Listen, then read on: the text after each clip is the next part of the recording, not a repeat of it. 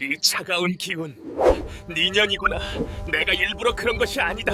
나는 잘못이 없단 말이다. 썩 꺼지거라 이 요물아. 인육 맛을 본 짐승은 법도를 모르는 법이지. 손모가지가 아깝거든. 당장 그 더러운 발톱을 걷어시오. 고운 비단옷에 기름진 쌀밥, 누구나 한 번쯤 꿈꾸는 양반네의 팔자 아니겠습니까?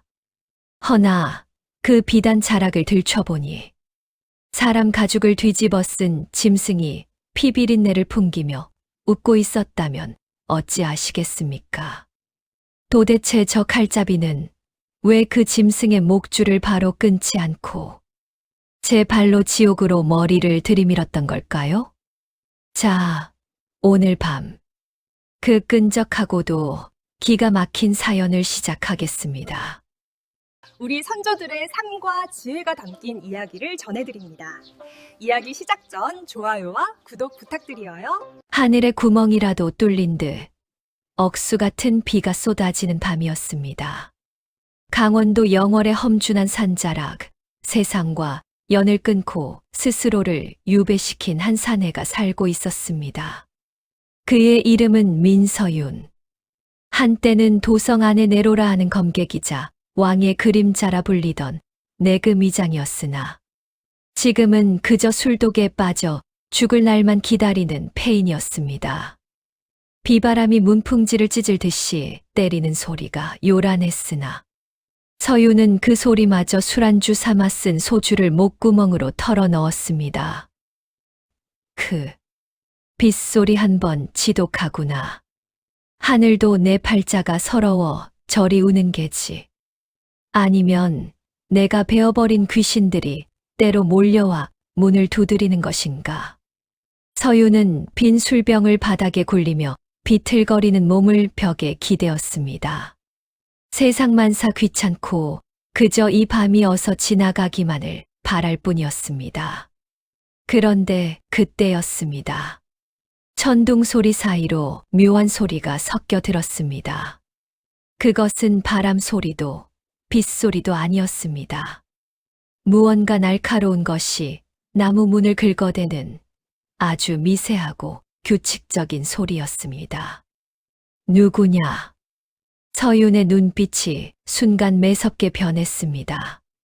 술에 취해 흐릿하던 초점은 온데간데 없고 맹수의 본능이 깨어난 것입니다. 이 깊은 산 중 더구나 이런 폭우 속에 찾아올 사람이 있을 미만무했습니다. 산짐승이라면 번지수를 잘못 찾았다. 내 칼은 짐승보다 사람의 피를 더 많이 머금었으니 서윤이 방구석에 처박아 두었던 장검을 손에 쥐려는 찰나 문 밖에서 아주 가늘고 떨리는 목소리가 들려왔습니다. 살려 주세요. 사람이었습니다. 그것도 다 죽어가는 어린아이의 목소리. 서윤은 쥐고 있던 칼자루를 놓고 벌떡 일어나 문을 열어 젖혔습니다. 이게 무슨... 문이 열리자 휘몰아치는 비바람과 함께 작은 그림자 하나가 방 안으로 들이닥치듯 쓰러졌습니다. 빗물에 젖은 생쥐꼴을 한 고작 8-9이나 되었을까 싶은 계집아이였습니다. 아이의 낡은 삼배옷은 흙투성이었고 발은 맨발이었는데 돌뿌리에 찢겨 피가 철철 흐르고 있었습니다. 너는 네 집 아이인데 이 밤에 산속을 헤매는 것이냐? 귀신이 홀린 게냐? 서윤의 호통에도 아이는 대답할 기운조차 없어 보였습니다. 하지만 아이의 눈빛만은 살아 있었습니다. 공포에 질려 있으면서도 살아야겠다는 처절한 생기가 그 작은 눈망울 속에서 타오르고 있었습니다. 아이가 파랗게 질린 입술을 달싹였습니다. 선비님, 문을 닫아주세요. 냄새가. 그들이 냄새를 맡고 쫓아올 거예요. 냄새라니, 그들이라니, 호랑이라도 만났다는 게냐? 호랑이보다 더 무서운 짐승이에요. 제발, 하룻밤만, 딱 하룻밤만 숨겨주세요. 아이는 서윤의 바짓가랑이를 부여잡고 애원했습니다. 그 소나기 힘이 어찌나 센지 아이의 절박함이 서윤의 다리를 타고 심장까지 전해지는 듯 했습니다. 서윤은 혀를 차며 아이를 방 안으로 끌어들였습니다. 에잉, 쯔쯔. 내 코가 석자인데 혹 하나를 더 달게 생겼구나. 일단 들어와라. 그 꼴을 하고 있다가 내 집 마당에서 객사라도 하면 내가 더 곤란해지니. 서윤은 툴툴거리면서도 재빨리 아궁이에 장작을 더 넣고 마른 수건을 던져주었습니다. 아이는 덜덜 떨리는 손으로 수건을 받아 얼굴을 닦았습니다.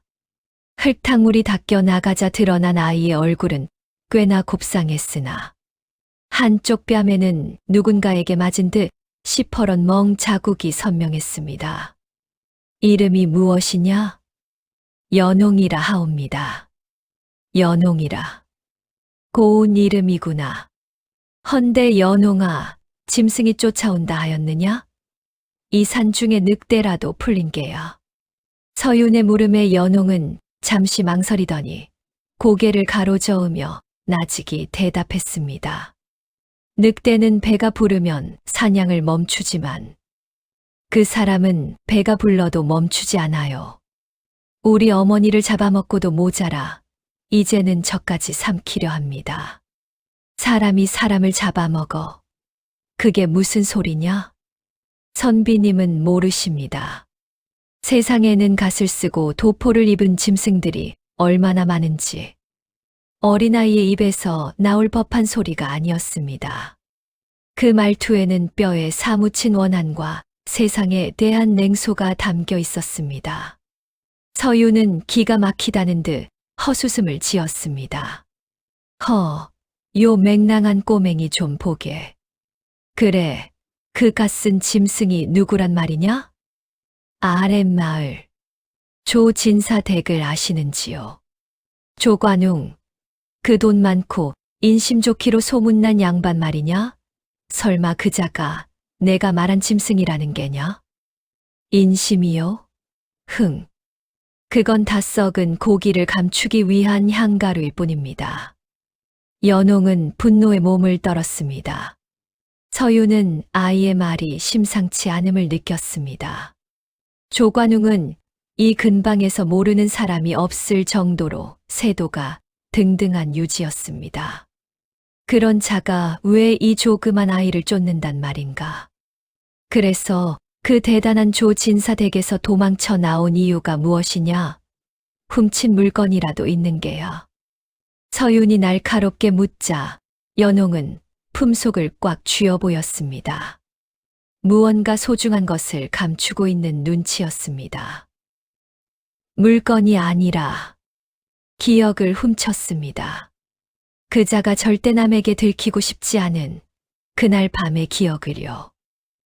기억. 네. 어머니가 돌아가시던 날 밤, 그 방에서 났던 냄새. 그리고 그자가 어머니 입에 억지로 쑤셔 넣던 그 붉은 가루. 저는 다 봤어요. 다 기억해요. 서윤의 등골이 오싹해졌습니다. 단순한 가정 불화가 아니었습니다.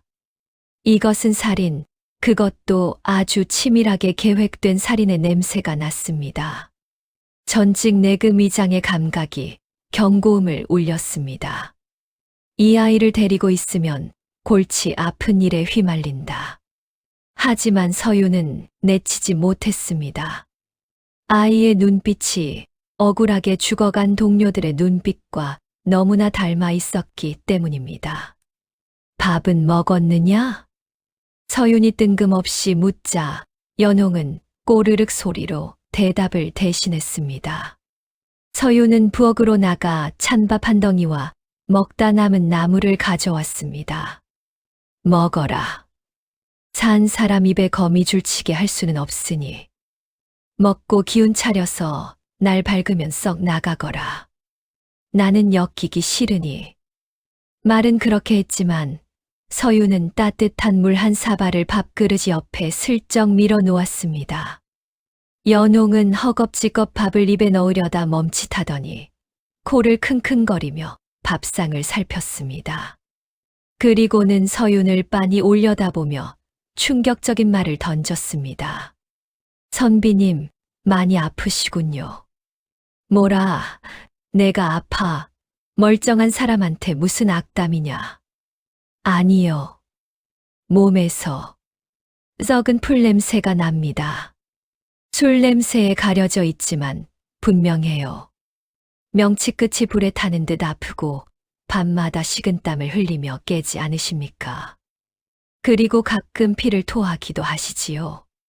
서유는 쥐고 있던 숟가락을 떨어뜨릴 뻔했습니다.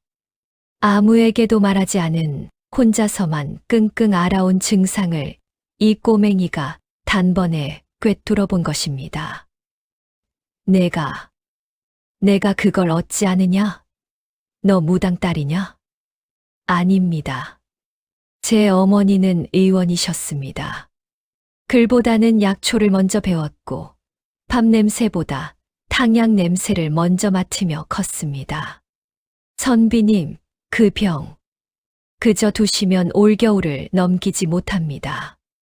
간이 딱딱하게 굳어가고 있어요. 그래서 내가 내 병이라도 고쳐주겠다는 거냐?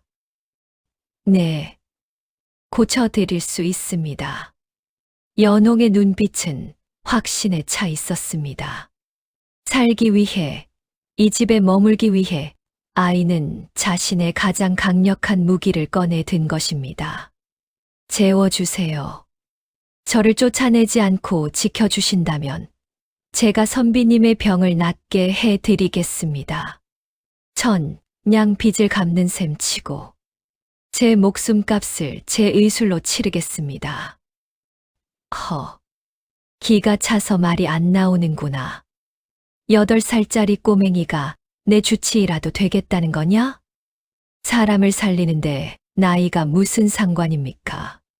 선비님은 살고 싶지 않으십니까? 저처럼. 억울해서라도 복수하고 싶어서라도 살고 싶지 않으냔 말입니다. 그 외침이 서윤의 가슴 깊은 곳, 죽어있던 불씨 하나를 건드렸습니다. 복수. 그래, 나도 한때는 저 아이처럼 복수를 꿈꾸며 이를 갈았었지.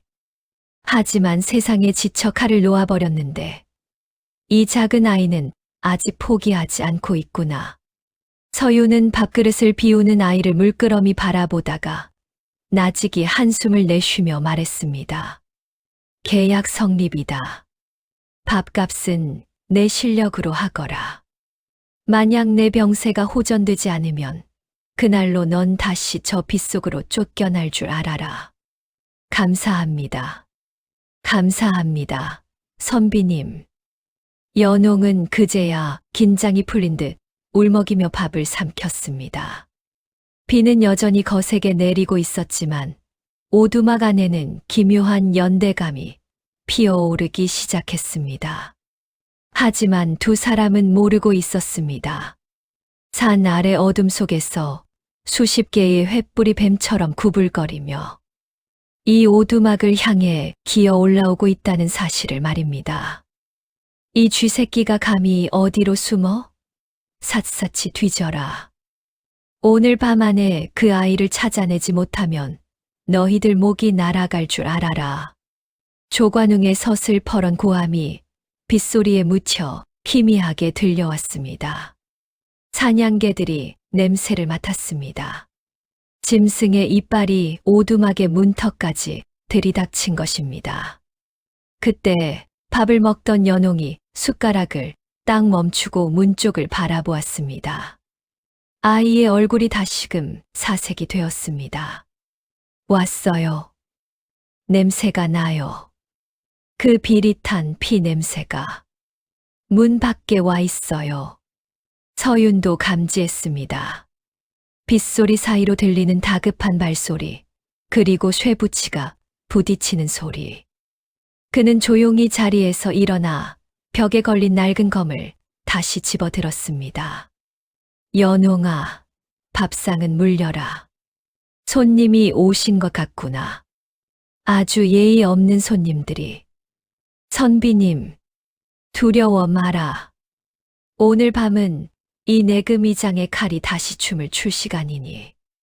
서윤이 검집에서 칼을 뽑아 들자 녹슨 줄 알았던 칼날이 호롱불 아래서 시퍼렇게 빛을 발했습니다. 밖에서는 문을 부술 듯 쾅쾅거리는 소리와 함께 거친 목소리가 터져 나왔습니다. 안에 누구 없느냐? 관아에서 나왔다. 문을 열어라. 관아를 사칭한 왈패들의 목소리. 서윤은 입가에 비릿한 미소를 머금었습니다. 비 오는 밤 짐승을 피하려던 아이와 짐승을 사냥하던 선비. 이제 그들의 위험한 동거가 막을 올리려 하고 있었습니다. 우지끈하는 소리와 함께 낡은 살인문이 비명을 질렀습니다. 비바람이 방 안으로 들이닥치며 호롱불이 위태롭게 흔들렸습니다. 어둠 속에서 드러난 것은 두 자루의 횃불과 그 뒤에 선 험상궂은 사내들의 번들거리는 얼굴이었습니다. 마치 지옥의 사자들처럼 그들은 신발도 벗지 않은 채 서윤의 방 안으로 흙발을 들이밀려 했습니다. 걔 누구냐? 어느 안전이라고 감히 신을 신은 채 남의 안방을 범하려 드느냐? 서윤의 목소리는 낮았으나 천둥보다 무겁게 울렸습니다. 그 서슬퍼런 기세에 앞장서던 왈패 하나가 움찔하며 뒤로 물러섰습니다. 하지만 그들 뒤에서 비단신을 신은 발 하나가 천천히 걸어 나왔습니다. 진흙탕 따위는 아랑곳하지 않는 오만함이 묻어나는 발걸음.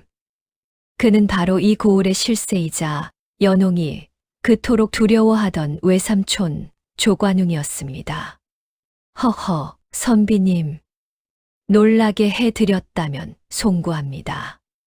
내 아래 것들이 워낙 무식하여 예의를 모르고 설쳤구려. 조관웅은 짐짓 점잖은 척 뒷짐을 지고 서윤을 내려다보았습니다. 그의 눈은 웃고 있었으나 그 눈동자 깊은 곳에는 뱀처럼 차가운 살기가 또아리를 틀고 있었습니다. 댁은 누구시오? 한밤중에 다짜고짜 남의 문을 부수고 사과 한마디로 퉁치려 드는 걸 보니 꽤나 대단한 가문의 어르신인가 보오? 내 이름은 조관웅이라 하오. 아랫마을에서 진사벼슬을 지내고 있지요. 다름이 아니라 내 불쌍한 조카 아이가 정신을 놓고 집을 나갔다 하여 이 빗속을 뚫고 찾으러 온 길이오. 조카라. 서윤은 등 뒤에 숨어 바들바들 떨고 있는 연홍을 힐끗 쳐다보았습니다. 아이는 고개를 푹 숙인 채 서윤의 옷자락을 생명줄처럼 꽉 쥐고 있었습니다. 저 아이 말이오? 내 눈에는 정신이 나간 것이 아니라 무언가에 쫓겨 살려달라 애원하는 사슴처럼 보이는데. 허허, 그게 다 병 탓이오. 어미를 잃은 충격에 아이가 헛것을 보고 헛소리를 합니다. 자, 이리 내어 주시지요. 따뜻한 집으로 데려가 잘 보살필 테니.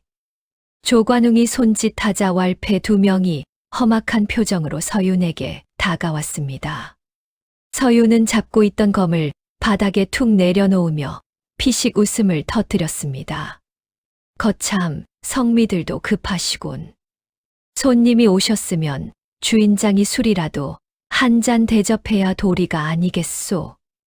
이 험한 날씨에 빈손으로 보내는 건 내 법도에 어긋나는 일이라. 술이라.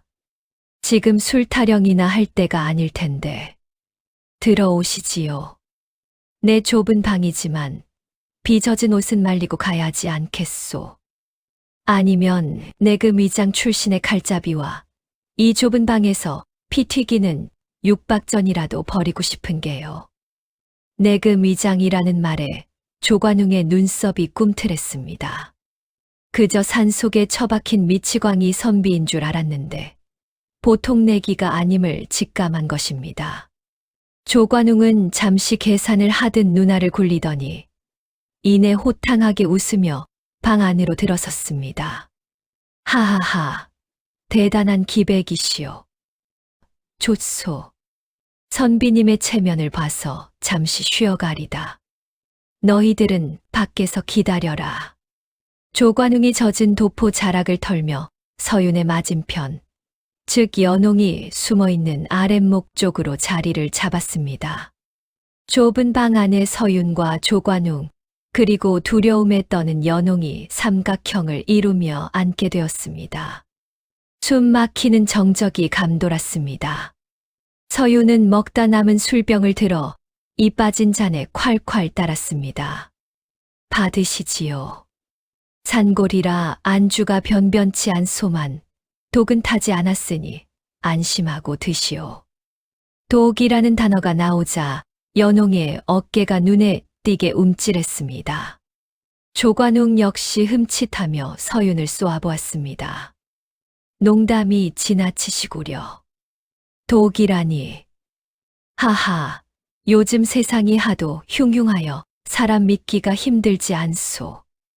특히나 유산 싸움이다 뭐다 해서 혈육끼리도 독을 먹이는 세상이라는데 진사 어른댁은 평안하신가 모르겠소. 선비님께서 무슨 말씀을 하시는 건지 모르겠으나 내 집안은 화목하기 그지없소. 저 아이가 헛소문을 퍼뜨린 모양인데 믿지 마시오. 어미 잃은 슬픔에 미쳐버린 아이요.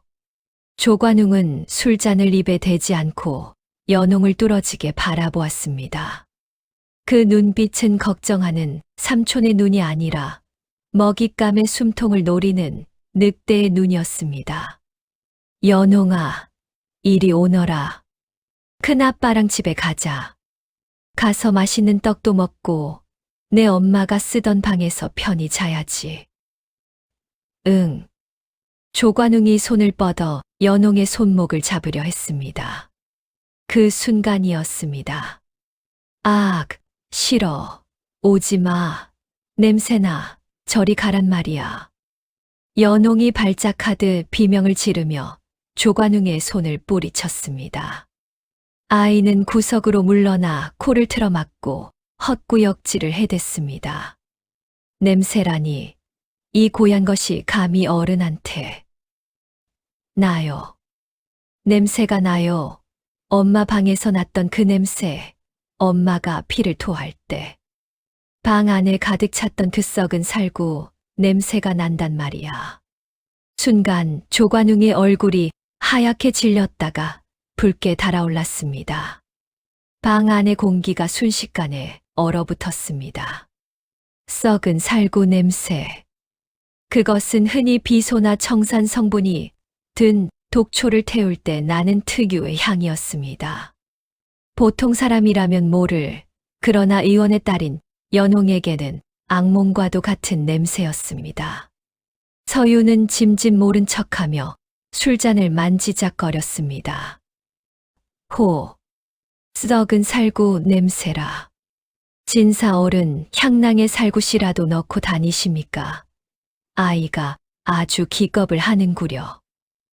이 미친 아이가 도대체 무슨 헛소리를 하는 게냐. 내가 널 얼마나 아끼는데. 선비님 보셨소. 애가 이렇게 미쳐서 날뜁니다. 당장 데려가서 치료해야 합니다. 조관웅이 참지 못하고 벌떡 일어나 연홍을 낚아채려 했습니다. 그때 탁, 서윤의 칼집이 조관웅의 손목을 가로막았습니다. 진사 어른, 내 집에서 내 허락 없이 사람을 끌고 나가는 건 예의가 아니라고 했을 텐데요. 비키시오. 이건 내 집안일이요. 남이 끼어들 자리가 아니란 말이오. 집안일이라. 하지만 저 아이가 내게 말하길 자신을 치료해주면 목숨을 바치겠다고 하더이다. 나는 저 아이와 계약을 맺었소. 그러니 저 아이는 이제 내 환자이자 내 보호 아래 있는 사람이요. 뭐라, 계약. 미친 아이와 무슨 계약을 한단 말이오. 미치지 않았소. 방금 저 아이가 말한 썩은 살구 냄새. 그건 비상을 다룰 때 나는 냄새지요. 진사 어른의 소매 끝자락에서 아주 희미하게, 하지만 분명하게 그 역한 냄새가 풍기는구려. 서윤의 정곡을 찌르는 말에 조관웅은 흠칫 놀라 자신의 소매를 감추듯 뒤로 뺐습니다. 그의 눈동자가 흔들렸습니다. 이 선비놈 보통 내기가 아니다. 단순한 주정뱅이가 아니었어. 선비님, 말 조심하시오. 그 입 한 번 잘못 놀렸다가는 쥐도 새도 모르게 산속 걸음이 되는 수가 있소. 협박입니까? 거참 무서워서 오줌이라도 지리겠소. 하지만 어쩌나 나는 이미 잃을 게 없는 사람이오. 오히려 심심하던 차에 아주 재미있는 사냥감이 생긴 것 같아 가슴이 뛰는구려. 서윤은 조관웅의 눈을 똑바로 쏘아보며 미소 지었습니다. 그것은 선비의 미소가 아니라 오랜만에 피 냄새를 맡은 무관의 미소였습니다. 조관웅은 입술을 깨물었습니다. 지금 당장 밖에 놈들을 불러 이놈들을 죽여버릴까. 하지만 놈은 전직 내금이장이라 했다. 좁은 방 안에서 칼을 섞었다가는 내 목이 먼저 달아날 수도 있다. 게다가 놈이 내 신분을 알고 있으니 여기서 일을 벌였다가는 관아에 소문이 퍼질 위험이 크다. 조관웅은 끓어오르는 분노를 억지로 삼켰습니다. 좋소. 오늘은 내가 물러가리다. 하지만 명심하시오. 그 아이는 내 핏줄이오. 반드시 되찾아갈 것이오. 그리고 조관웅은 몸을 돌려 나가려다 말고 서윤의 귀에 대고 나직하게 속삭였습니다. 남의 밥그릇에 숟가락 얹으려다간 손목이 잘리는 법이라오. 천재 의원 딸이라.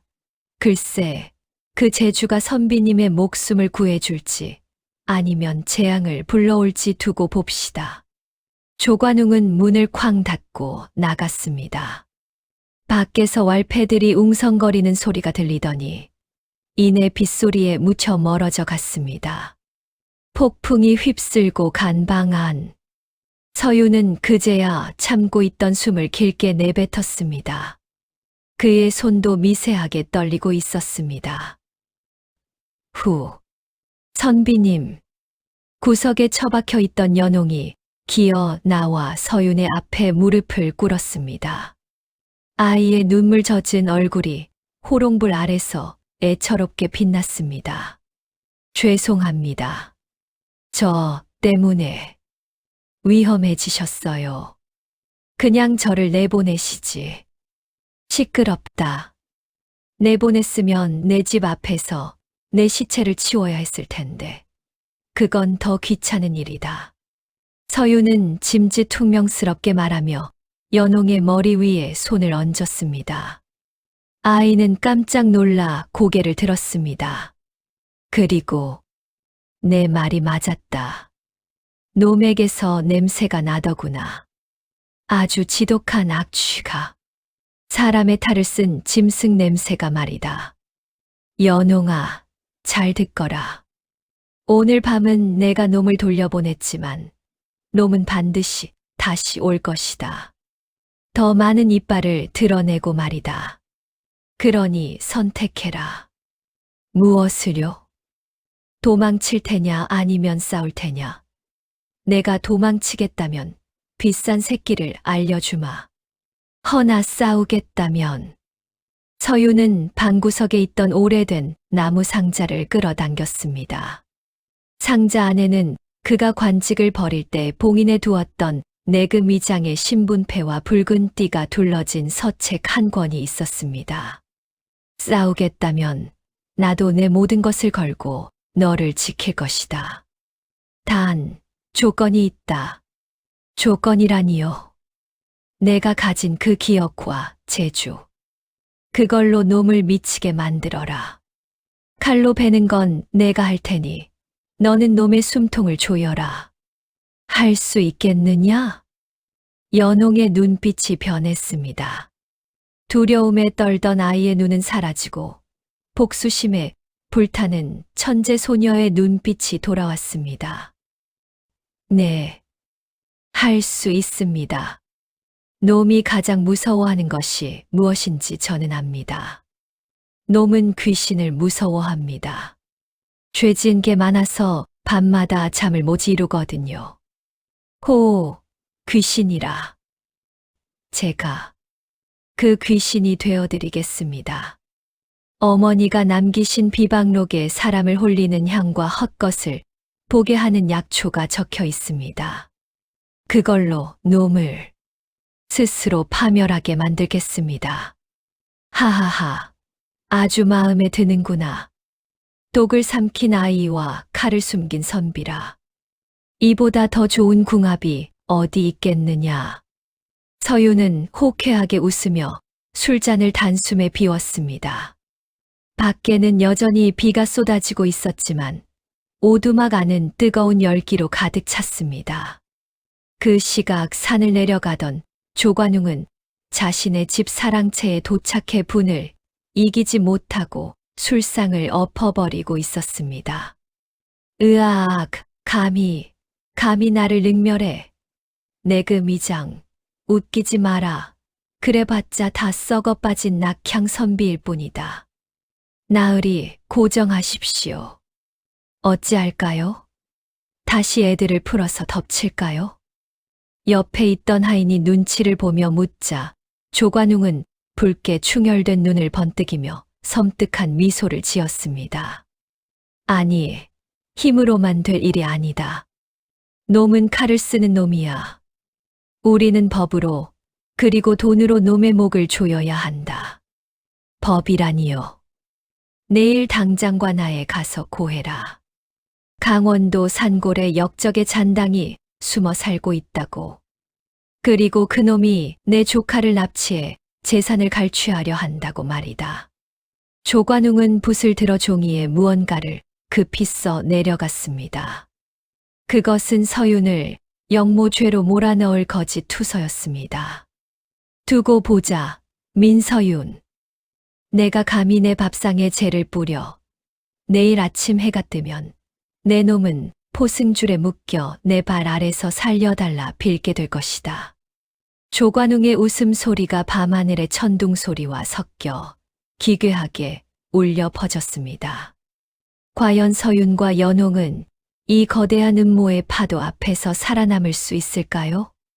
산속 오두막의 불빛은 바람 앞의 등불처럼 위태롭기만 한데 다가오는 아침은 구원이 아닌 파멸을 예고하고 있었습니다. 밤새 산을 집어삼킬 듯 포효하던 비바람이 거짓말처럼 멎었습니다. 폭풍이 지나간 자리에는 찢겨 나간 나뭇가지와 진흙탕만이 흉터처럼 남았습니다. 하지만 오두막의 주인 민서윤은 그 고요함이 더 불안했습니다. 폭풍은 물러간 것이 아니라 잠시 숨을 고르고 있을 뿐임을 그는 본능적으로 알고 있었습니다. 방 안에는 매캐한 약초 냄새가 안개처럼 자욱하게 깔렸습니다. 연홍이 새벽부터 일어나 부엌 한 구석에서 무언가를 찍고 있었기 때문입니다. 콜록. 이게 무슨 냄새냐? 아침부터 내 코를 마비시켜 저승길 동무라도 삼으려는 게냐? 서윤이 기침을 하며 방문을 열자 연홍이 자그마한 약사발을 들고 방으로 들어왔습니다. 아이의 눈 밑은 퀭했으나 눈동자는 횃불처럼 이글거렸습니다. 독이 아닙니다. 선비님 몸속에 쌓인 독을 중화시키는 해독제이자 동시에 기력을 돋우는 탕약입니다. 내 몸이 독이라도 품었단 말이냐? 술독이라면 모를까. 술독이 곧 독입니다. 게다가 간밤에 기를 너무 쓰셔서 맥이 흐트러지셨습니다. 싸우시려면 힘이 있어야지요. 어서 드세요. 연홍이 내민 사발에서는 검붉은 액체가 출렁거렸습니다. 냄새만 맡아도 혀가 아려오는 듯한 지독한 향이었습니다. 서윤은 인상을 찌푸리면서도 아이의 정성을 봐서 단숨에 들이켰습니다. 쓰다, 써. 독을 독으로 다스린다더니 딱 그 짝이구나. 헌데 연홍아. 네, 선비님. 어제 그자가 관아에 나를 고변하겠다 했다. 아마 영모니 뭐니 하며 없는 죄를 뒤집어 씌우려 들캐다. 너는 겁나지 않느냐? 겁나지 않습니다. 간이 배 밖으로 나왔구나. 관아의 형틀이 얼마나 무서운지 내가 아직 몰라서 하는 소리다. 서윤의 걱정 어린 말에도 연홍은 담담하게 약사발을 챙기며 서윤을 똑바로 올려다 보았습니다. 형틀보다 무서운 건 아무것도 하지 못하고 당하는 것입니다. 어머니가 돌아가시던 밤, 저는 무서워서 숨기만 했습니다. 하지만 이제는 숨지 않을 겁니다. 제 뒤에는 선비님이 계시니까요. 아이의 맹랑하면서도 믿음직한 말에 서윤은 피식 웃음을 터뜨렸습니다. 죽어있던 심장이 탕약 때문인지 아이의 말 때문인지 다시금 힘차게 뛰기 시작했습니다. 그때였습니다.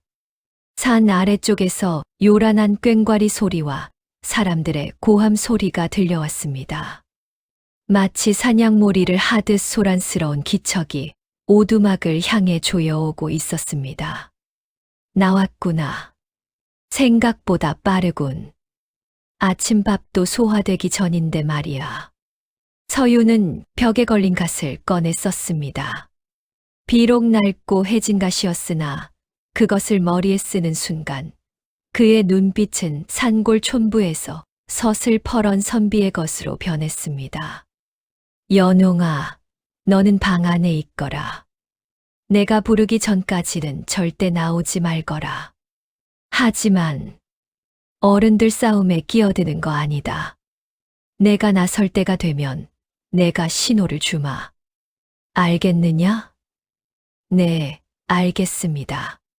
서윤이 마당으로 나서자마자 10여 명의 포졸들이 오두막을 에워쌌습니다. 그들 맨 앞에는 배가 남산만하게 튀어나온 관아의 형방이 거만하게 서 있었습니다. 그 옆에는 조관웅의 하인이 비열한 웃음을 흘리며 서 있었습니다. 형방이 뒷짐을 지고 서윤을 위아래로 훑어보더니 가래침을 퇴하고 뱉었습니다. 내 놈이 이 오두막 주인인 민서윤이라는 자냐? 그렇소만. 관아에 높으신 분들이 이 누추한 곳에는 어인일이시오? 어인일. 내 놈이 아주 능청을 떠는구나. 내 놈이 역적의 잔당들과 내통하고 양반집 교수를 납치했다는 고변이 들어왔다. 당장 오라를 받아라. 형방의 호통에 포졸들이 창을 겨누며 위협적으로 다가왔습니다. 하지만 서윤은 눈 하나 깜짝하지 않고 오히려 한 발짝 앞으로 나아갔습니다. 역적의 잔당이라. 증거는 있으시오. 국법에 이르길 증거 없는 고변은 무고죄라 하여 고변한 자를 먼저 다스린다 하였소. 형방 어른께서는 국법을 모르시는 건 아니겠지요?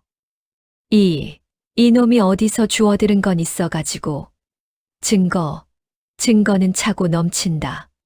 저기 있는 조 진사댁 하인이 증인이다. 내 놈이 어제 조 진사를 협박하고 아이를 내놓지 않았다고 하지 않았느냐? 협박이라니요. 손님이 오셔서 술 한 잔 대접한 것이 어찌 협박이 됩니까? 그리고 아이라니요. 이 집에 아이는 없소. 뭐라, 거짓말 마라. 분명 이 안에 숨겨두었을 것이다. 여봐라, 당장 방을 뒤져서 그 계집 아이를 끌어내라. 형방의 명령이 떨어지자 포졸 2명이 방문을 향해 돌진했습니다. 그 순간 서윤의 손이 번개처럼 움직여 마당에 세워져 있던 도끼자루를 낚아챘습니다. 휙, 퍽, 도끼날이 포졸들의 발 앞에 정확히 꽂혔습니다. 한 뼘만 더 나아갔다면 발등이 찍혔을 거리였습니다. 포졸들은 비명을 지르며 주저앉았습니다. 허락 없이 내 집에 발을 들이는 자는 발목을 내놓고 가야 할 것이오. 서윤의 목소리는 낮고 차분했으나 그 안에 담긴 살길은 한겨울 삭풍보다 매서웠습니다. 형방은 얼굴이 하얗게 질려 뒷걸음질 쳤습니다. 이 미친놈이 관군에게 무기를 휘둘러 내 놈이 정녕 목숨이 아깝지 않은 게냐. 이건 반역이다. 반역이야. 반역이라. 내 집을 지키는 것이 반역이라면 남의 집안을 쑥대밭으로 만드는 당신네들은 도적대와 다를 바 없지 않소. 나는 내 딸을 지키려는 것뿐이오. 딸이라니. 내 놈은 호라비가 아니더냐. 어디서 말도 안 되는 거짓말을. 어제부로 내 호적에 입적시켰소. 비록 피는 섞이지 않았으나 가슴으로 낳은 내 딸이오. 그러니 함부로 납치범 취급하지 마시오. 서윤의 당당한 선언에 형방과 포졸들은 웅성거리기 시작했습니다. 양반이 천의 고아를, 그것도 도망친 아이를 입양했다는 것은 상식적으로 이해하기 힘든 일이었습니다. 형방은 조관웅의 하인을 쳐다보며 난처한 표정을 지었습니다. 하인이 형방의 귀에 대고 속삭였습니다. 나으리, 속지 마십시오. 저놈은 시간 끌기를 하는 겁니다. 어차피 서류 따위는 없을 테고 일단 잡아 가두면 그만입니다. 진사 어른께서 뒤를 봐주신다 하지 않았습니까? 그 말에 용기를 얻은 형방이 다시금 목소리를 높였습니다.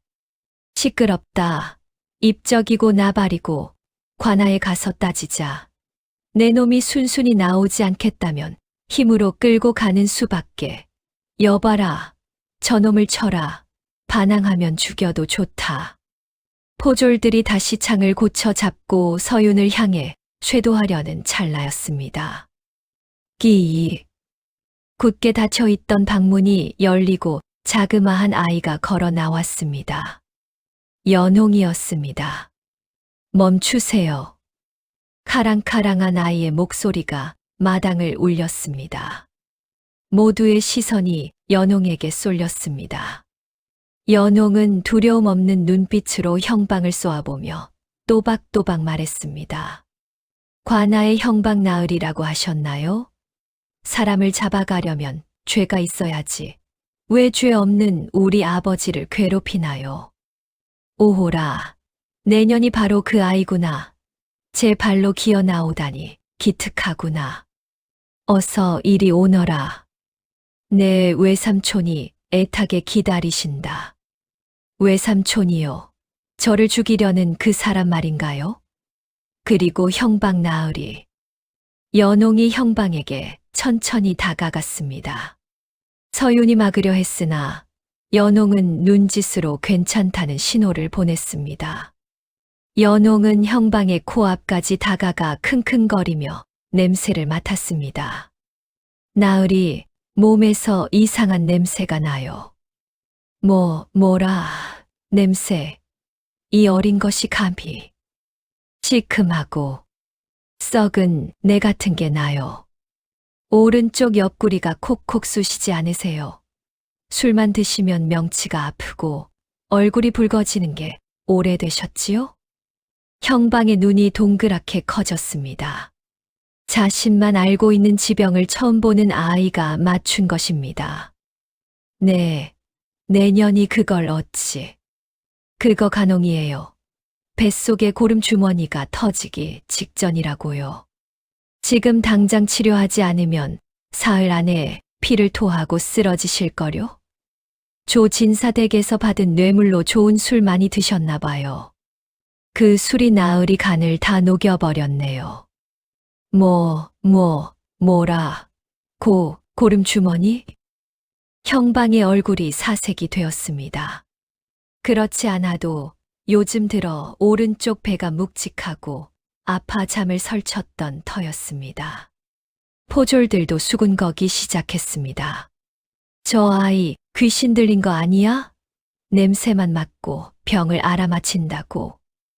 연홍은 한술 더 떠서 섬뜩한 미소를 지으며 속삭였습니다.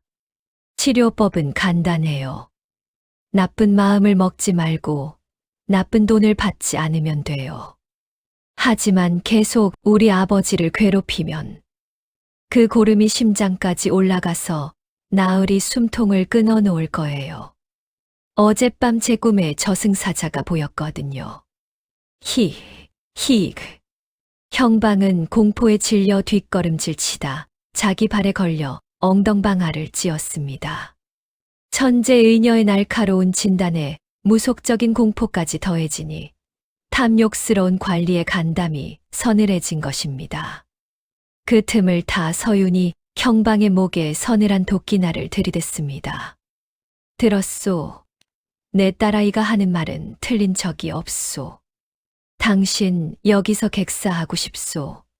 아니면 얌전히 물러가서 살기를 찾겠소. 살려주시오. 내가 눈이 멀어 실수를 했소. 그냥 가겠소. 갈 테니 목숨만. 가시오. 그리고 조관웅에게 전하시오. 내 딸의 머리카락 하나라도 건드리는 날엔 그놈의 삼족을 멸하고 그 집터까지 갈아엎어 버리겠다고. 이 민서윤의 이름으로 맹세한다고 말이오. 서윤의 호통의 형방은 네 발로 기어가다시피 도망쳤습니다. 포졸들도 대장의 추태에 전의를 상실하고 허둥지둥 산 아래로 내뺐습니다. 조관웅의 하인만이 분하다는 듯 씩씩거리다 서윤의 눈빛에 눌려 꽁무니를 뺐습니다. 두고 보자. 진사 어른께서 가만히 있지 않으실 거다. 폭풍이 다시 한번 물러갔습니다. 마당에는 정적이 감돌았습니다. 서윤은 도끼를 내려놓고 긴 한숨을 내쉬었습니다. 그리고는 연홍을 돌아보며 짐짓 엄한 표정을 지었습니다. 누가 나서라 했느냐? 위험하게 시리. 나서지 않았으면 선비님이 칼을 쓰셨을 거잖아요. 사람을 베면 관아에서 진짜 역적으로 몰릴 텐데요. 그리고 저 아저씨 진짜 아파요. 얼굴색이 흑빛이더라고요. 제가 거짓말한 거 아니에요. 안다. 내 실력이 보통이 아님을 내 눈으로 똑똑히 보았으니. 허나 이것으로 끝이 아니다. 놈들은 독이 올라 더 악랄하게 덤빌 게다. 서윤은 마루에 걸터 앉아 먼 산을 바라보았습니다. 조관웅은 결코 포기할 위인이 아니었습니다. 이번에는 관아의 힘을 빌렸지만 실패했으니 다음에는 더 비열하고 은밀한 방법을 쓸 터였습니다. 선비님, 아니, 아버지. 연홍이 쭈뼛거리며 다가와 서윤의 옷자락을 잡았습니다. 아버지라는 말에 서윤의 어깨가 움찔했습니다. 아까 형방 앞에서 내 딸이라고 선언했던 것을 아이가 마음에 담아두었던 것입니다. 이제 어찌합니까? 도망쳐야 할까요? 아니, 도망은 죄 지은 놈들이나 하는 짓이다. 우리는 죄가 없으니 당당하게 맞서야지. 하지만 그들은 힘이 세고 우리는 둘뿐인걸요. 힘으로만 싸우는 게 아니다.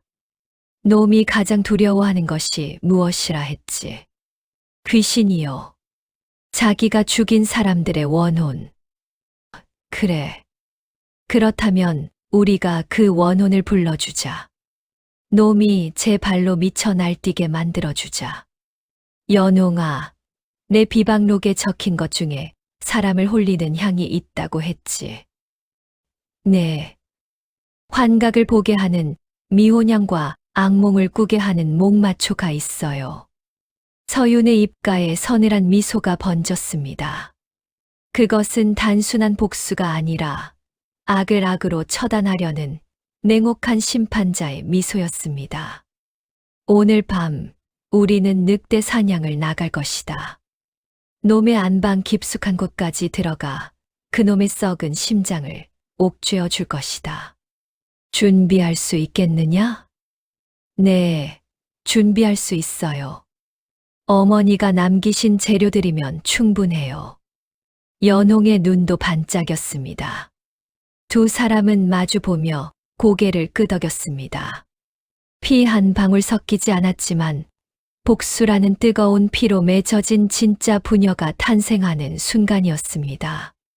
산 아래 마을에서는 조관웅이 형방의 보고를 받고 길길이 날뛰고 있었습니다. 뭐라고? 간홍, 그따위 계집애의 헛소리에 겁을 먹고 도망쳐. 에이, 밥버러지 같은 놈들. 내 직접 나서야겠구나. 오늘 밤 왈패들을 다 모아라. 불을 질러서라도 놈들을 끌어내겠다. 조관웅은 자신의 계획이 완벽하다고 믿고 있었습니다. 하지만 그는 모르고 있었습니다.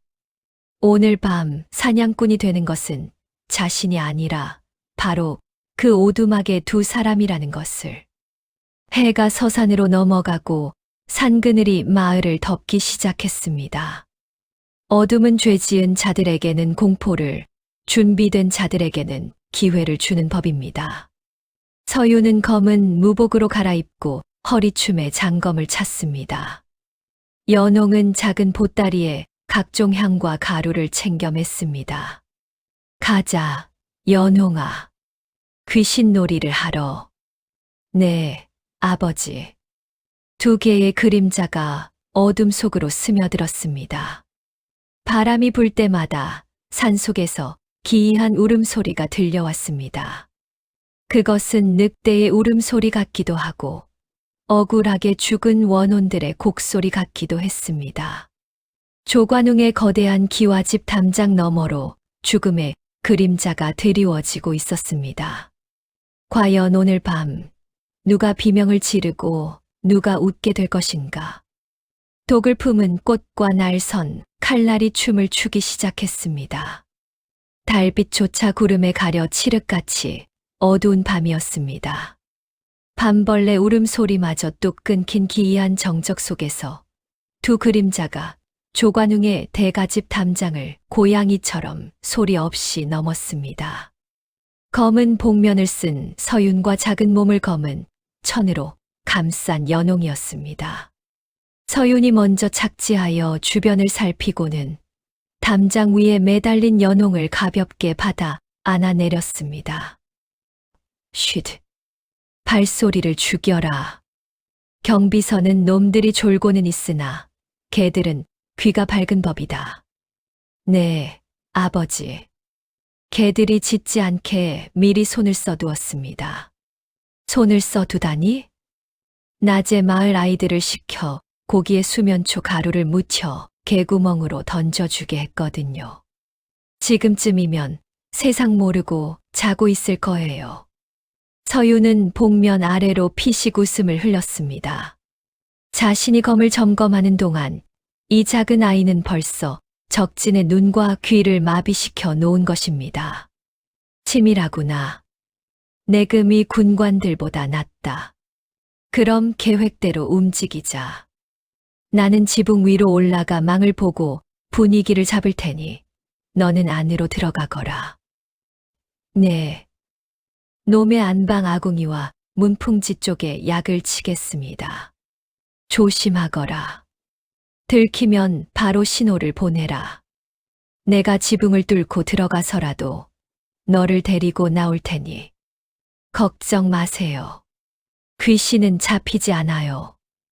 연홍은 어둠 속으로 미끄러지듯 사라졌습니다. 서유는 기와 지붕 위로 가볍게 몸을 날렸습니다. 발밑 기와 한 장 흔들리지 않는 절정의 경공술이었습니다. 안채에서는 아직 불빛이 새어나오고 있었습니다.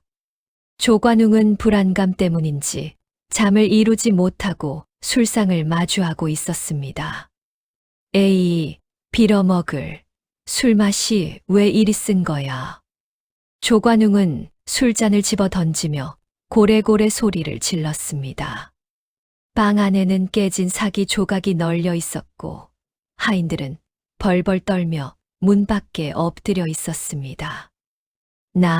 나으리. 고정하십시오. 밤이 깊었습니다. 시끄럽다. 그 쥐새끼 같은 놈들을 잡기 전까진 잠이 올 리가 있느냐. 당장 횃불을 켜라. 내 직접 산으로 올라갈 것이다. 조관웅이 방문을 박차고 나오려는 찰나였습니다. 어디선가 퀴퀴하고 매캐한 향내가 바람을 타고 코끝을 스쳤습니다. 그것은 꽃내음 같기도 하고 오래된 무덤 흙 냄새 같기도 했습니다. 킁킁. 이게 무슨 냄새냐? 누가 향을 피웠느냐? 아, 아닙니다요. 저희는 아무것도. 이 멍청한 것들이 타는 냄새가 나지 않느냐? 어디서 불이라도 난 것 아니냐? 조관웅이 코를 벌름거리는 사이 방 안쪽 구석진 문풍지 구멍으로 가늘고 긴 대롱 하나가 쑥 들어왔습니다. 연홍이었습니다. 연홍은 대롱을 입에 물고 어머니의 비방록에 적혀 있던 환각산 가루를 방 안으로 훅 불어 넣었습니다. 미세한 가루가 공기 중에 흩어지며 호롱불의 열기와 만나 빠르게 퍼져나갔습니다. 조관웅은 미간을 찌푸리며 비틀거리듯 방 안으로 다시 들어갔습니다. 머리가 갑자기 왜 이리 어지러운 게냐. 술이 과했나. 조관웅이 이마를 짚으며 자리에 주저앉았습니다. 약효는 빨랐습니다. 술기운과 섞인 환각산은 조관웅의 이성을 마비시키고 그의 무의식 깊은 곳에 숨어있던 공포를 끄집어내기 시작했습니다. 그때였습니다. 지붕 위에서 서윤이 기와 조각을 손가락으로 튕겨 처마 끝 풍경을 때렸습니다. 챙그랑 댕 누구냐? 바람 한 점 없는 밤에 풍경 소리가 들리자 조관웅은 소스라치게 놀라 주변을 두리번거렸습니다. 호롱불이 파르르 떨리더니 불빛이 푸르스름하게 변해 보였습니다. 약 기운이 시신경을 교란하기 시작한 것입니다. 그리고 들려왔습니다. 아주 가늘고 소름 끼치도록 익숙한 여인의 목소리가. 오라버니. 그것은 연홍이 마당 수풀 속에 숨어 대나무 통을 이용해 변조해 낸 목소리였습니다. 죽은 엄마의 목소리를 흉내내는 일은 연홍에게도 고통스러운 일이었으나 복수를 위해 아이는 기꺼이 무당이 되기를 자처했습니다. 오라버니, 목이 말라요. 목이 타들어가는 것 같아요. 누구냐? 누구 목소리냐? 저예요. 오라버니가 죽인 연희예요. 왜 저를 죽이셨어요?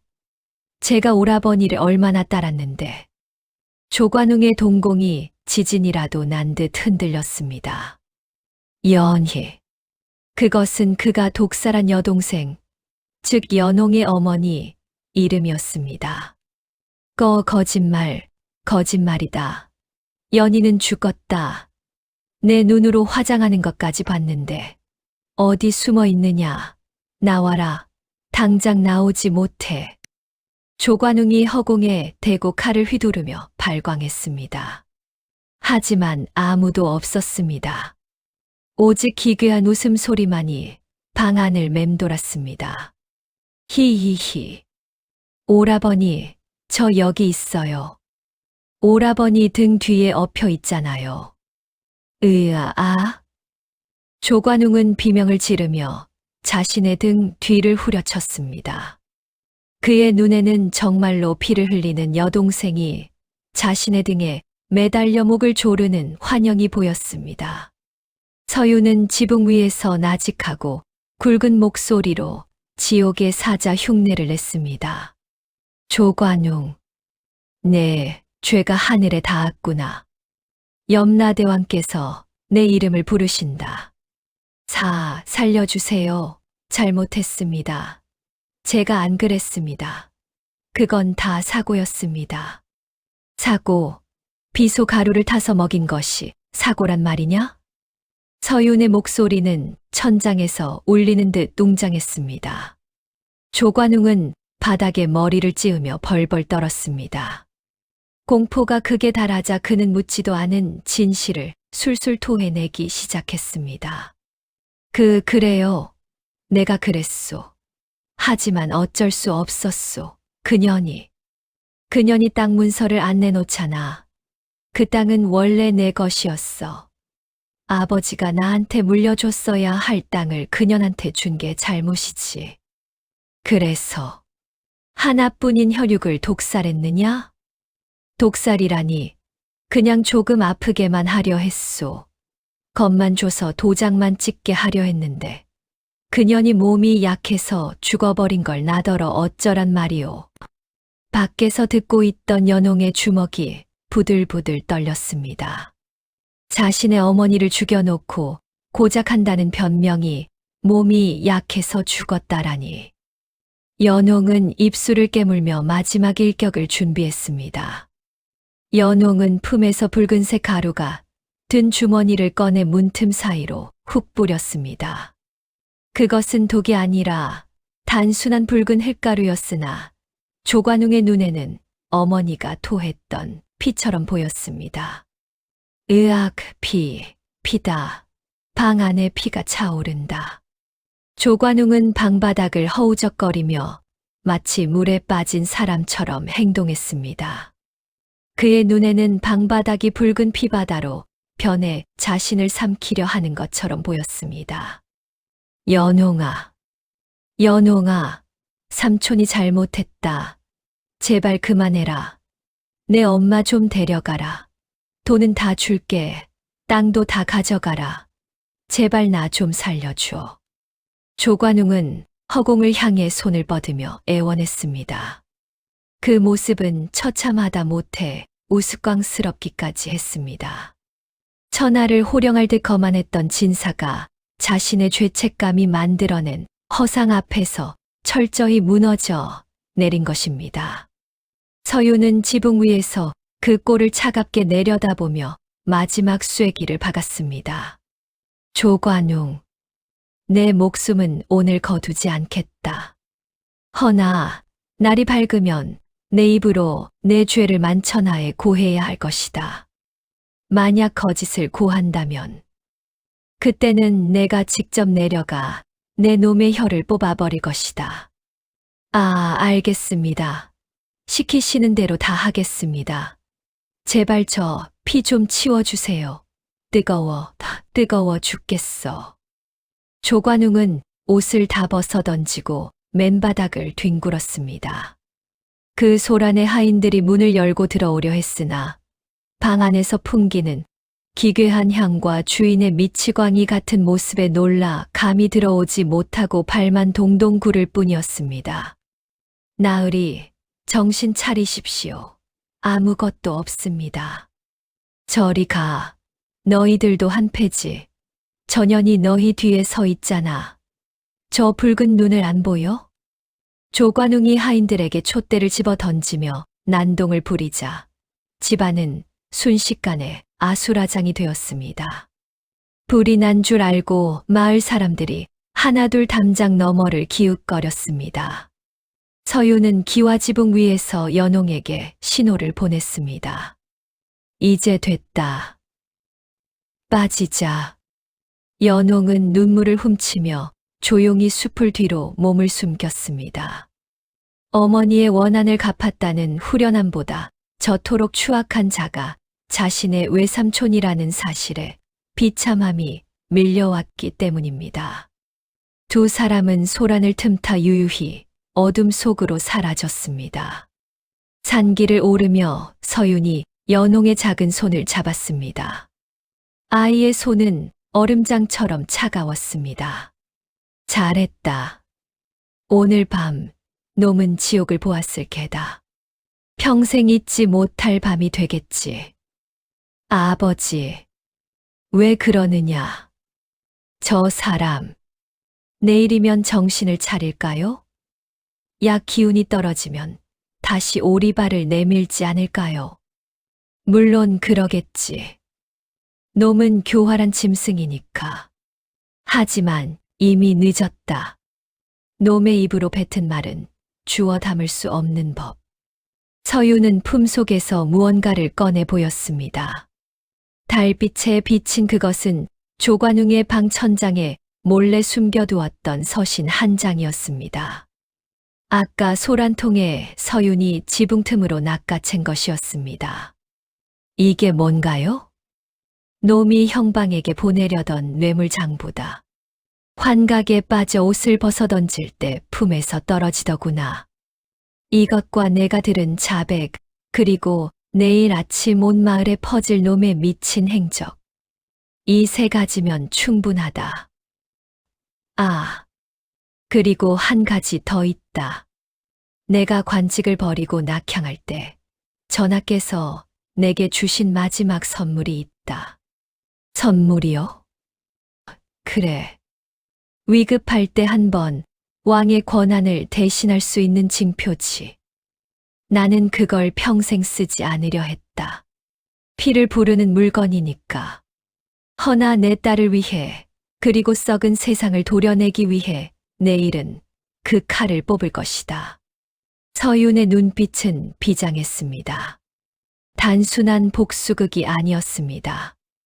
이것은 부패한 권력에 대한 심판이자 상처 입은 아이들의 미래를 지키기 위한 어른의 싸움이었습니다. 아침 햇살이 조관웅의 기와진 마당을 비추었으나 그 빛은 따스함이 아니라 서슬퍼런 심판의 빛이었습니다. 마당에는 수십 명의 역졸들이 도열해 있었고 그 한가운데에는 관복도 갖춰 입지 못한 채 무릎이 꿇린 조관웅과 부패한 형방이 떨고 있었습니다. 마을 사람들은 담장 너머로 혹은 대문 틈으로 이 믿기지 않는 광경을 지켜보며 숨을 죽였습니다. 그저 술주정뱅이인 줄 알았던 산골 선비 민서윤이 암행어사의 마패를 쥐고 사자처럼 포효하고 있었기 때문입니다. 죄인 조관웅은 고개를 들라. 서윤의 호통에 조관웅이 억지로 고개를 들었습니다. 그의 얼굴은 하룻밤 사이에 10년은 늙어버린 듯 초췌했으나 눈빛만은 여전히 도끼로 가득 차 현실을 부정하고 있었습니다. 이건 모함이다. 저 마패는 가짜야. 내 놈이 어디서 훔친 것이 분명해. 내가 누군지 아느냐? 한양의 영의정 대감과도 닿아 있는 몸이다. 아직도 정신을 못 차렸구나. 영의정. 그 영의정이 보낸 사람이 바로 나다. 내 놈이 뒷배로 믿고 있던 그 대감들도 이미 일금부에 하옥되었다. 내가 보낸 뇌물 장부가 이미 내 손을 거쳐 전하의 책상 위에 올라갔기 때문이다. 뭐라. 내 장부가. 조관웅의 눈이 찢어질 듯 커졌습니다. 어젯밤 환각에 취해 흘렸던 그 장부. 그것이 자신의 목을 조르는 올가미가 된 줄은 꿈에도 몰랐던 것입니다. 서윤은 장부를 펼쳐 조관웅의 면전에 던졌습니다. 바람에 팔락이는 종이에는 탐욕의 기록들이 빼곡했습니다. 보아라. 백성들의 피를 빨아 모은 재산으로 관직을 사고 죄를 덮으려 한 흔적을 내 놈이 그러고도 무사할 줄 알았더냐? 그건 제가 쓴 게 아닙니다. 저놈들이 조작한 겁니다. 증거를 대십시오. 내가 사람을 죽였다는 증거가 어디 있습니까? 끝까지 발뺌하는 조관웅의 추태에 지켜보던 마을 사람들도 혀를 찼습니다. 그때 서윤의 뒤에 서 있던 연홍이 한 발자국 앞으로 나왔습니다.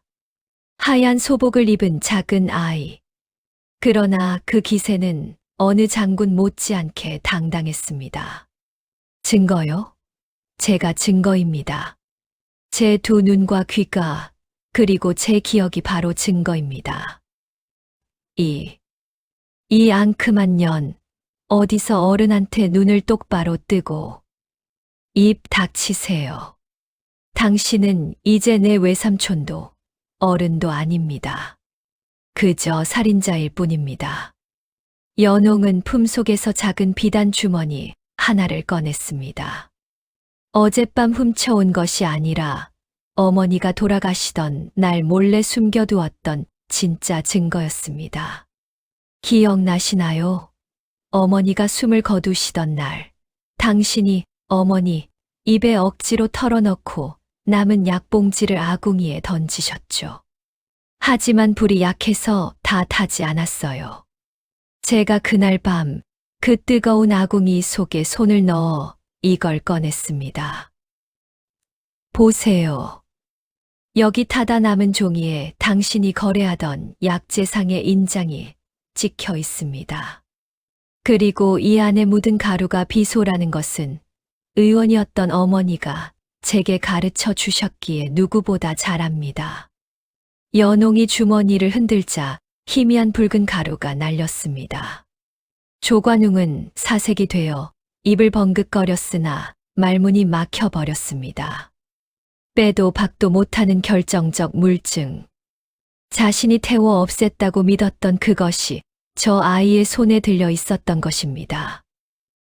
어찌 내가 어머니가 시키셨거든요. 마지막 숨을 몰아쉬면서 제 귀에 속삭이셨어요. 연홍아, 저 붉은 종이를 찾아라. 그게 너를 살려줄 것이다 라고요. 연홍의 눈에서 참았던 눈물이 주르르 흘러내렸습니다. 그것은 슬픔의 눈물이 아니라 어머니의 유언을 지켰다는 안도감의 눈물이었습니다. 서유는 연홍의 어깨를 감싸 안으며 조관웅을 향해 마지막 판결을 내렸습니다. 들었느냐? 하늘이 알고 땅이 알고 이 어린아이가 기억하고 있다. 관아의 형방은 듣거라. 예, 나으리 분부만 내려주십시오. 옆에 엎드려 있던 형방이 살기 위해 바닥에 머리를 찌으며 대답했습니다. 이미 조관웅과의 의리 따위는 헌신짝처럼 내버린 지 오래였습니다. 죄인 조관웅은 자신의 혈육을 독살하고 그 어린 딸까지 해하려 했으며 국법을 어기고 매물로 관아를 농락하였다. 이에 짐의 이름으로 명하노니 죄인의 전 재산을 몰수하여 원주인인 강연홍에게 돌려주고 조관웅은 그 죄를 물어 참수형에 처하도록 하라. 참수형. 청천벽력 같은 판결에 조관웅은 비명을 지르며 거품을 물었습니다. 안 돼. 내가 어떻게 모은 재산인데. 내가 이 고을의 왕인데. 살려줘. 돈은 다 줄게. 제발 목숨만은. 여봐라. 저 더러운 입을 막고 당장 형틀에 묶어라. 그리고 오늘 정오 저작거리에서 즉각 집행하여 백성들에게 본보기를 보여라. 예. 역졸들이 달려들어 발광하는 조관웅을 질질 끌고 나갔습니다. 그의 값비싼 비단옷은 흘바닥에 쓸려 넝마가 되었고 벗겨진 신발 한 짝이 마당 한 구석에 처량하게 굴러다녔습니다. 으악, 연홍아, 이 삼촌 좀 살려다오. 내가 잘못했다. 선비님, 아니, 어사 나으리, 제발 한 번만. 처절한 비명 소리가 멀어지고 마침내 마당에는 정적이 찾아왔습니다. 그리고 그 정적을 깬 것은 담장 밖에서 터져 나온 백성들의 함성이었습니다. 와, 만세, 암행어사 만세. 드디어 저 악귀가 잡혀갔구나. 아이고, 속이 다 시원하다. 어린 아씨가 해냈다. 효녀가 따로 없네 그려. 사람들이 대문을 박차고 들어와 연홍과 서윤을 애워쌌습니다. 누군가는 덩실덩실 춤을 추고 누군가는 연홍의 손을 잡고 울었습니다. 그동안 조관웅의 횡포에 눌려 살던 사람들의 한이 일시에 터져 나온 것입니다. 하지만 정작 연홍은 멍한 표정으로 조관웅이 끌려간 자리를 바라보고만 있었습니다. 복수는 끝났지만 가슴 한구석에 뚫린 구멍은 쉽게 메워지지 않는 듯 했습니다. 연홍아. 서윤이 부드럽게 아이의 이름을 불렀습니다. 연홍이 고개를 들어 서윤을 보았습니다. 긴장이 풀린 탓인지 아이의 다리가 휘청거렸습니다. 아버지, 정말 끝난 건가요? 이제 쫓기지 않아도 되나요? 그래, 끝났다. 이제 아무도 너를 해칠 수 없다. 그리고 내 어머니도 이제 편히 눈을 감으셨을 게다. 어머니. 엄마, 보고 싶어요. 연홍은 그제야 서윤의 품에 와락 안겨 아이처럼 엉엉 울음을 터뜨렸습니다. 독한 척, 어른스러운 척 버텨왔던 둑이 무너진 것입니다. 서윤은 말없이 아이를 안고 등을 토닥여 주었습니다. 그의 거친 손길에서 투박하지만 진심 어린 위로가 전해졌습니다. 실컷 울거라. 오늘까지만 울고 내일부터는 웃는 날만 있을 것이다. 소동이 가라앉고 해가 중천에 떴을 무렵 서윤과 연홍은 조관웅이 남긴 으리으리한 사랑채에 단둘이 앉아 있었습니다. 관아에서 몰수한 재산을 모두 연홍의 앞으로 돌려놓았기에 이제 이 거대한 저택의 주인은 연홍이었습니다. 하지만 텅 빈 대청마루에 앉은 두 사람의 표정은 그리 밝지 않았습니다. 집이 너무 큽니다. 아버지, 그러게나 말이다. 방이 100칸이면 뭐 하겠느냐. 잠은 한 칸에서 자는데 오히려 휑하니 춥기만 하구나. 저는 이 집이 싫습니다. 여기 있으면 그 사람 냄새가 나는 것 같아요. 탐욕과 피 냄새요. 연홍이 몸서리를 쳤습니다. 서윤은 빙그레 웃으며 아이의 머리를 쓰다듬었습니다. 그럼 버리면 되지 않느냐? 네, 버리다니요. 이 큰 집을요? 너에게 필요한 건 비를 피할 지붕과 따뜻한 밥 한 끼, 그리고 마음 편히 쉴 곳 아니더냐. 이 집은 내게 집만 될 뿐이다. 차라리 마을 사람들에게 내어주는 게 어떻겠느냐? 마을 사람들에게요? 그래. 갈 곳 없는 노인들이나 부모 잃은 아이들을 위한 것처로 쓰게 한다면 내 어머니도 하늘에서 기뻐하실 게다. 그것이 진정한 복수이자 내 어머니의 의수를 잇는 길이 아니겠느냐. 서윤의 제안에 연홍의 눈이 반짝였습니다.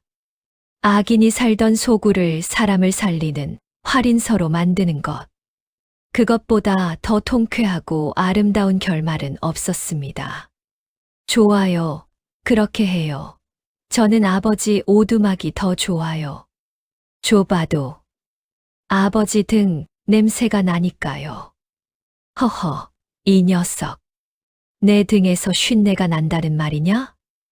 아니요. 오래된 종이 냄새랑 지켜준다는 냄새요. 두 사람은 서로를 마주보며 환하게 웃었습니다. 천냥 빛보다 무거웠던 마음의 짐이 봄눈 녹듯 사라지는 순간이었습니다. 그날 오후 서윤과 연홍은 미련 없이 기와집을 뒤로하고 다시 산길을 올랐습니다. 화려한 비단옷 대신 편안한 무명옷을 입고 손에는 보따리 하나씩 만든 채였습니다. 산 중턱 오두막에 도착하자 늙은 똥개 한 마리가 꼬리를 치며 반겼습니다. 역시 내 집이 최고구나. 비록 비가 오면 좀 새긴 하지만 제가 고치면 돼요. 그리고 아버지, 오냐? 약속 지켜주실 거죠? 연홍이 서윤의 소매를 잡고 진지한 표정으로 물었습니다. 서윤은 잠시 의아해하다가 이내 고개를 끄덕였습니다. 내 병을 고쳐주면 내 소원을 들어주겠다던 그 약속 말이냐? 아니요. 그거 말고요. 제가 아버지를 지켜드렸으니 이제 아버지가 저를 가르쳐 주셔야죠.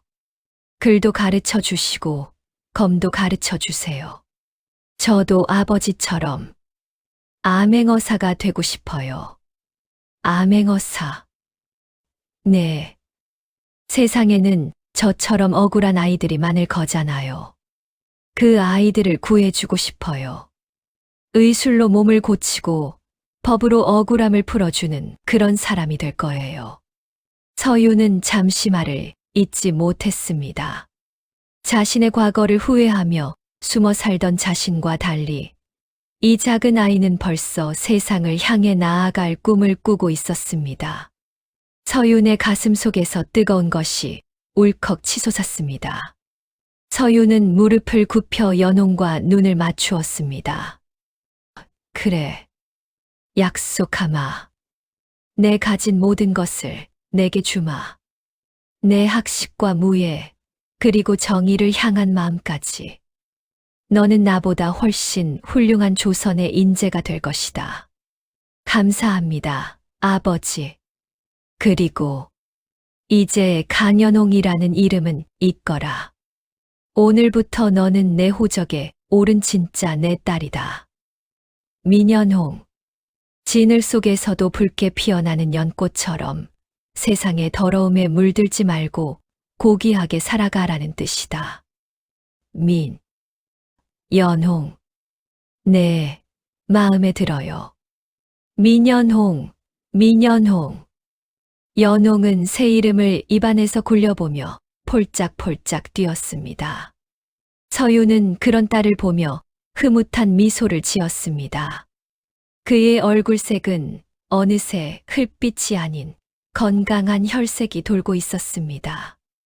연홍이 지어준 약 때문이기도 했지만 무엇보다 삶의 희망을 찾았기 때문일 것입니다. 그로부터 10년 후, 강원도 산골에는 명의이자 해결사로 소문난 부녀의 이야기가 전설처럼 전해졌습니다. 어느 날은 호랑이 잡는 포수처럼, 어느 날은 죽은 사람도 살리는 화타처럼, 또 어느 날은 탐관오리를 혼내주는 암행어사처럼 나타난다는 두 사람.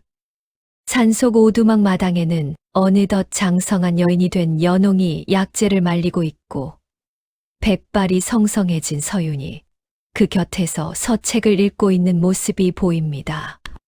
아버지, 아랫마을 김진사 댁에서 또 소장료를 올렸다면서요. 허허, 그놈이 아직 정신을 못 차렸구나. 내 몽둥이가 약인데 말이다.